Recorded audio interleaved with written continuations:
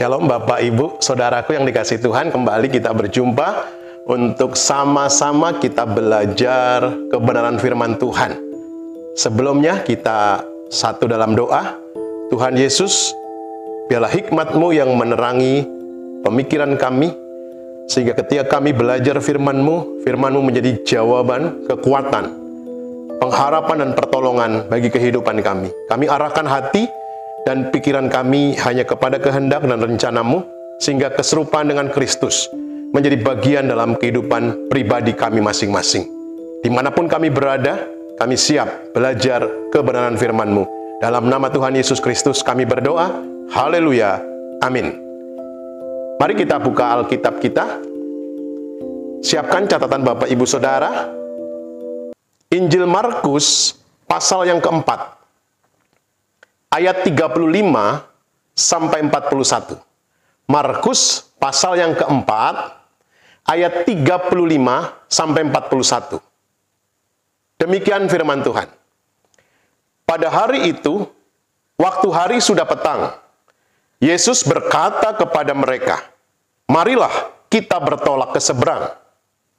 Mereka meninggalkan orang banyak itu, lalu bertolak membawa Yesus beserta dengan mereka dalam perahu di mana Yesus telah duduk, dan perahu-perahu lain juga menyertai Dia. Lalu mengamuklah taufan yang sangat dahsyat, dan ombak menyembur masuk ke dalam perahu, sehingga perahu itu mulai penuh dengan air. Pada waktu itu Yesus sedang tidur di buritan dan di sebuah tilam. Maka murid-muridnya membangunkan Dia dan berkata kepadanya, "Guru, Engkau tidak peduli kalau kita binasa." Ia pun bangun, menghardik angin itu dan berkata kepada danau itu, "Diam, tenanglah." Lalu angin itu reda, dan danau itu teduh sekali. Lalu Ia berkata kepada mereka, "Mengapa kamu begitu takut? Mengapa kamu tidak percaya?" Mereka menjadi sangat takut dan berkata seorang kepada yang lain, "Siapakah gerangan orang ini, sehingga angin dan danau pun taat kepadanya?"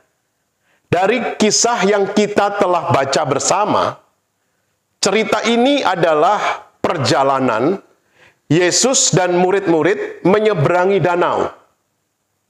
Ketika di tengah-tengah danau terjadi badai, murid-murid mengalami ketakutan, murid-murid mengalami ketidakpercayaan. Yesus yang sedang tertidur dibangunkan oleh murid-murid. Yesus menghardik angin dan badai itu. "Diam, tenanglah." Saat itu angin reda, danau menjadi teduh sekali. Inilah kisah yang bisa kita pelajari. Bukankah saat ini kita pun sedang mengalami badai dalam kehidupan? Pandemi COVID-19 adalah badai kehidupan yang sedang kita alami. Dan bukankah seperti para murid yang mengalami ketakutan dan ketidakpercayaan, saat ini tidak sedikit orang Kristen mengalami ketakutan dan ketidakpercayaan karena badai pandemi yang belum berakhir. Sehingga tidak sedikit orang Kristen berkata, "Di mana Engkau Tuhan? Kalau Engkau Tuhan mengasihi aku, mengapa pandemi ini belum berakhir? Kalau Engkau Tuhan mengasihi aku, mengapa kondisi belum membaik?" Banyak orang Kristen mulai bertanya kepada Tuhan. Sama seperti murid-murid. Ketika membangunkan Yesus, mereka berkata, "Guru, Engkau tidak peduli kalau kami binasa." Murid-murid takut, murid-murid tidak percaya. Hari ini, jika di antara Bapak Ibu Saudara yang mendengarkan mengalami ketakutan dan mengalami ketidakpercayaan, mari kita mau bangkit. Jangan takut, tetap percaya. Itulah tema firman Tuhan yang kita baca saat ini. Jangan takut, tetaplah percaya. Murid-murid mengalami ketakutan. Ayat yang 35, sesungguhnya Tuhan sudah berkata kepada mereka. Pada hari itu, pada waktu hari sudah petang, Yesus berkata kepada murid-murid, "Marilah kita bertolak ke seberang. Ini perkataan Tuhan Yesus. Sebelum mereka naik ke perahu, sebelum perjalanan itu dimulai. Marilah kita bertolak ke seberang. Marilah, ajakan.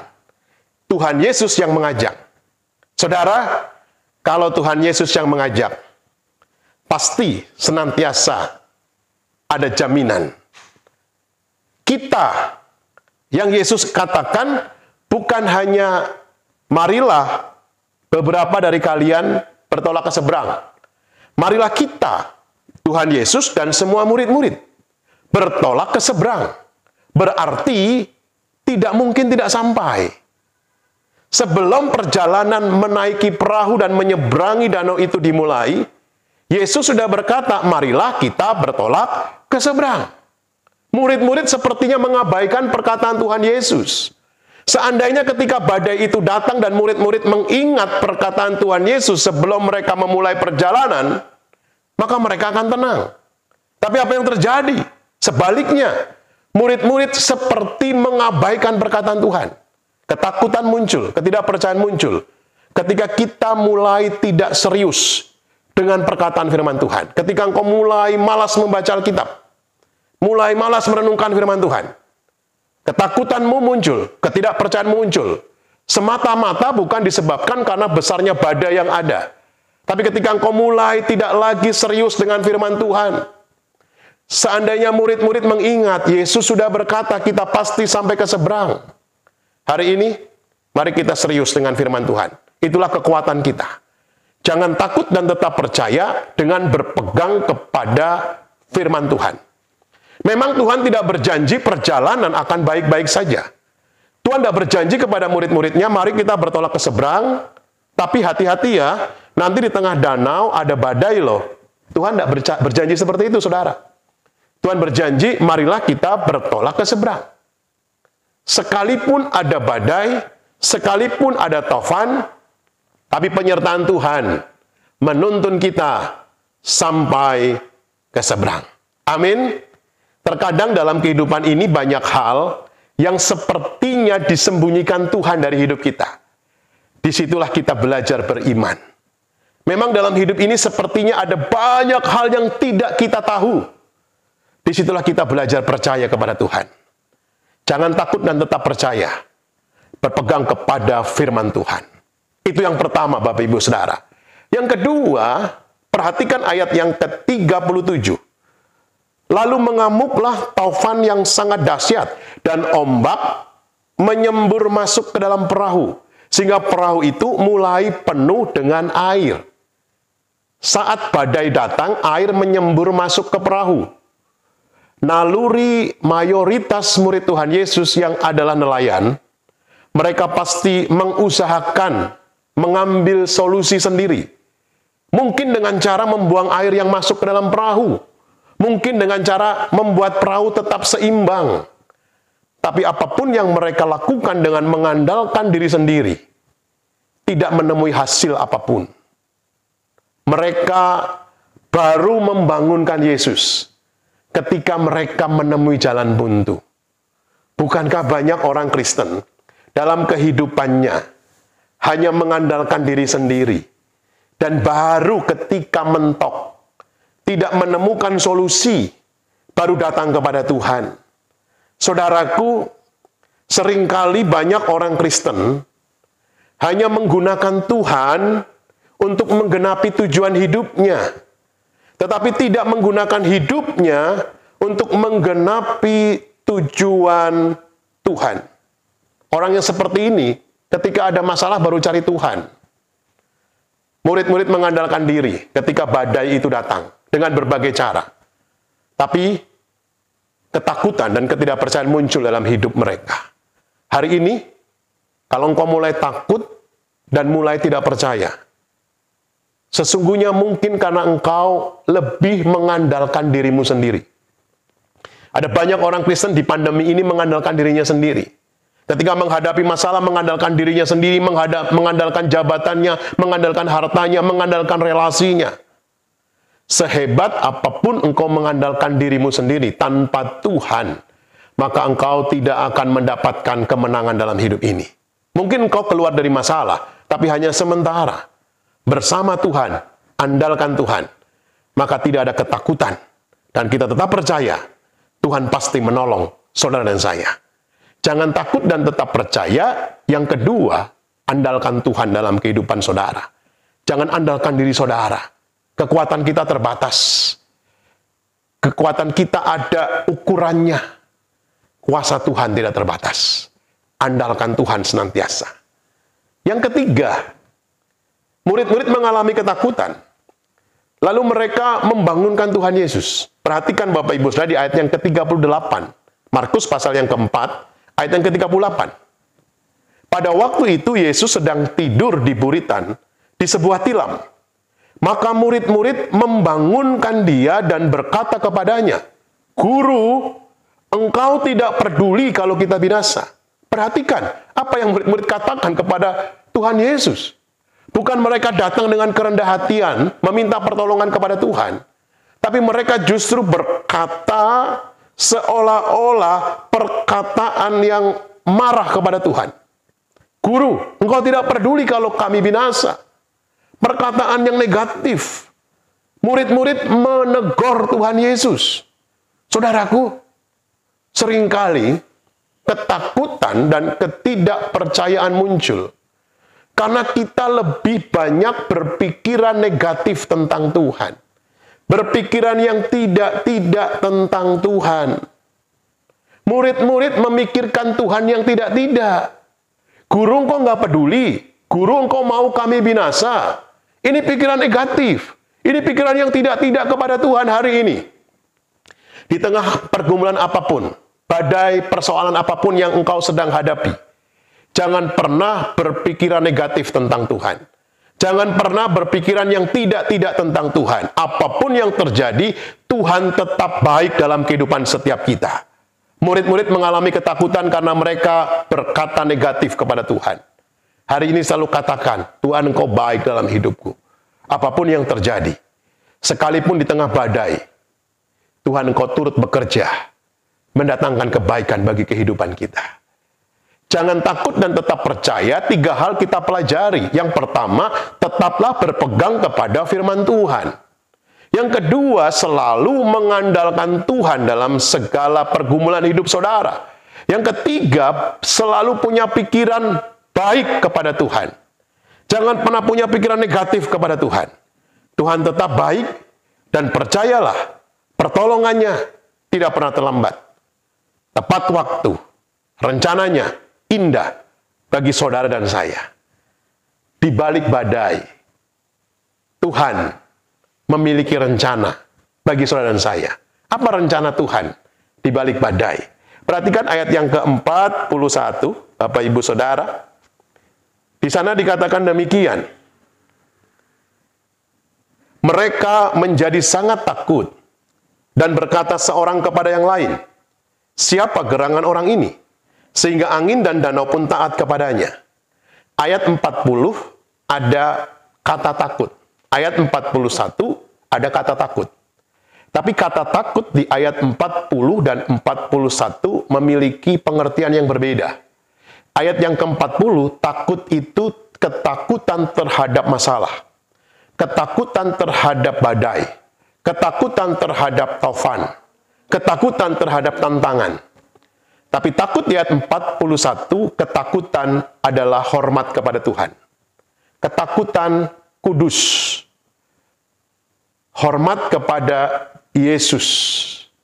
Jadi, ada perubahan dalam pemahaman murid-murid. Yang tadinya takut karena masalah, karena badai, karena taufan, menjadi takut akan Tuhan. Saudaraku, di tengah badai kehidupan yang sedang kita alami, Tuhan punya rencana yang indah. Apa rencana Tuhan? Supaya saudara dan saya berubah. Seperti murid-murid, dari ketakutan kepada masalah, menjadi pribadi yang takut akan Tuhan. Tuhan ingin di tengah badai, kita berubah. Kadangkala Tuhan tidak merubah keadaan, tidak merubah situasi. Karena Tuhan ingin merubah cara pandang kita. Tuhan ingin merubah pola pikir kita. Tuhan ingin mengubah pemahaman kita. Jadi Tuhan ingin mengubah pribadi kita lebih dahulu. Dan kalau kita mau jujur, saat ini kondisi pandemi belum berubah. Tapi ketika kita memahami ada rencana Tuhan di balik pandemi ini, pola pikir kita yang berubah, cara pandang kita yang berubah. Mari jadikan badai yang sedang ada dalam hidup saudara dan saya. Kita mau berubah menjadi pribadi yang tetap percaya ada rencana Tuhan yang indah, ada rencana Tuhan yang besar. Seringkali Tuhan tidak mengubah keadaan, tapi Tuhan ingin mengubah hati kita, mengubah sikap kita, mengubah cara pandang kita. Jangan selalu minta Tuhan mengurangi beban kita, tapi mintalah kekuatan kepada Tuhan, agar kita dimampukan untuk menjalani badai kehidupan ini. Kadangkala Tuhan menenangkan badai, sehingga kita dapat menjalani hidup ini. Tapi kadangkala juga Tuhan menenangkan kita, sekalipun kita harus berjalan di tengah badai. Di balik badai, ketika kita tetap berpegang kepada firman Tuhan, ketika kita terus mengandalkan Tuhan, ketika kita punya pikiran yang baik, bukan pikiran yang negatif kepada Tuhan, maka yang Tuhan mau, saudara dan saya, menjadi pribadi yang berubah.